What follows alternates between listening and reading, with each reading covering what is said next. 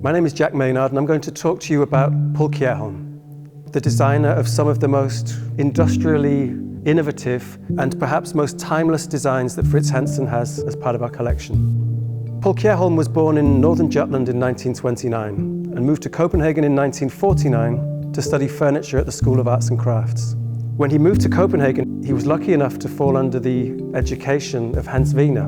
Wiener believed that furniture should be beautiful from all angles, and more than anything, the handcraft techniques involved should be visible. Let's start then by looking at one of the very early chairs which Kierholm designed. In fact, a chair that he designed as his graduation project from the School of Arts and Crafts in 1951. The Element chair, or the Pk9 as it's now known, when we view the chair from above, we can see that he's effectively taken a single piece of steel which can be expanded to create the legs, the back, and the seat of the chair. The soft elements of the chair are created by using a single 90-meter length of flagline rope. During his studies in Copenhagen at the School of Arts and Crafts, Kierholm also attended Kåre Klint's seminars at the furniture school at the Academy. Klint believed that his students should always look backwards before moving forwards. Now, what Klint meant by this is that effectively there were many thousands of beautiful functional chair forms that existed already. So in stepping into the new world in the 20th century, it was important for his students to be open to influences from older chair types. This idea resonated with Kierholm, and we can see in fact with the Element chair that when we view the chair from the side, the chair's legs expand both forwards and backwards, which in fact recall the ancient Klismos chairs. The chair was displayed in 1952, and after Søren Hansen saw the chair, he decided to employ Kierholm at Fritshansen.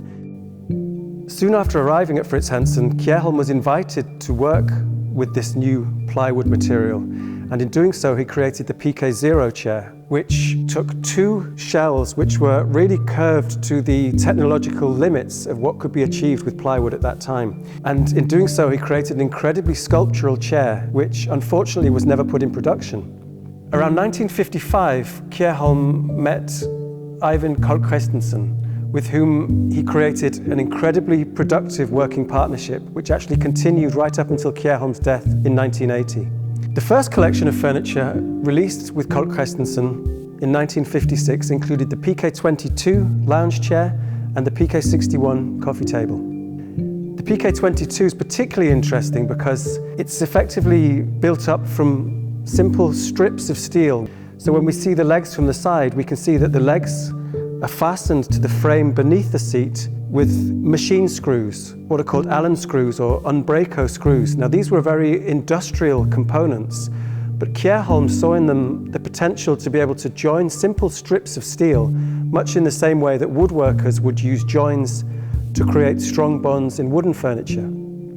During the mid-1950s, Kierholm also designed a number of modular sofa designs, including the Pk31 and the Pk26 wall-mounted sofa. And when we look in more detail at the sofa, we can see that its construction continues the idea with machine screws from the Pk22, but expands it with a very detailed upholstered construction, which is beautiful not just from the top and bottom, but in fact the upholstery within the sofa, where we see the same level of detail and craftsmanship applied. In 1957, Kierholm designed his famous Pk80 daybed, perhaps one of his best-known works.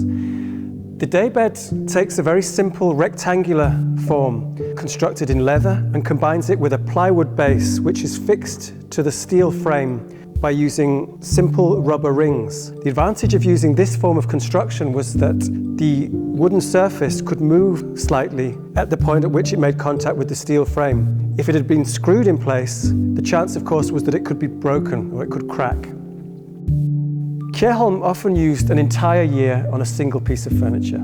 The Pk9 chair is a great example. The story goes that his wife, Hanne Kierholm, left a print in the sand on the beach which Kierholm recognized as the perfect seat form. He later asked Hanne to sit in containers of clay in order to make molds to create the perfect dining chair form. What Kierholm then did is used repeated strips of spring steel to create the support for the human form. The fact that the chairs open outwards onto the floor draw the attention to the wider space. The Pk54 table from 1963 is perhaps Kierholm's most simple geometric construction. He combines a cube of stainless steel to create the base section with a simple circle of marble or granite for the surface. By reducing the dining table concept to these two forms, Kierholm draws the focus entirely to the materials.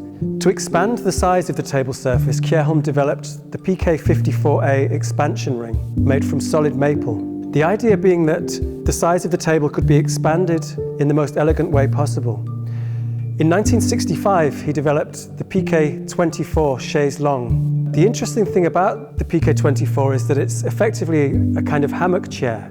What Kierholm does with the Pk24 is to use the friction between the steel cradle of the chair and the plinth to be able to adjust the chair.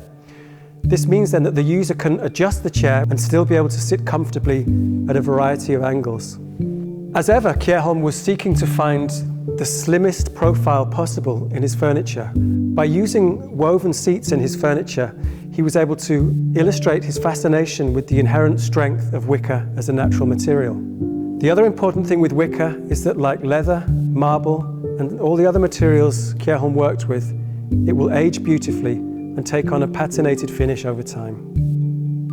There are very few pieces of furniture using wood in Paul Kierholm's collection at Fritzhansen. In 1957, he designed the Pk9 Chair together with the Pk55 table.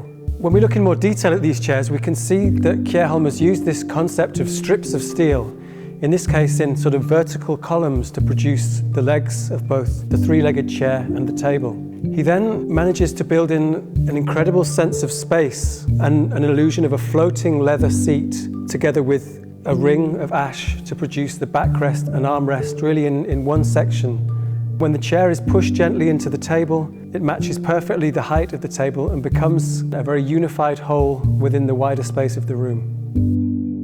One of Kierholm's later lounge chairs is the Pk20, which takes a classic cantilever form but transposes it and blends it with the form language of the Pk22 to make a much lower, much more comfortable seating experience. The idea with the Pk20 is that Kierholm and Colt Christensen could use up strips of leather from the construction of the Pk31 and Pk22. The hope was that this would make an economical form of production. In reality, of course, the time taken to produce these strips of leather and to create the seat negated any savings that were made by using recycled leather. Kierholm believed that the materials of his furniture should be the stars of the show. Although he was an incredibly innovative and ingenious designer, to his death he maintained that it was the materials and their surfaces that were more interesting than the designs themselves.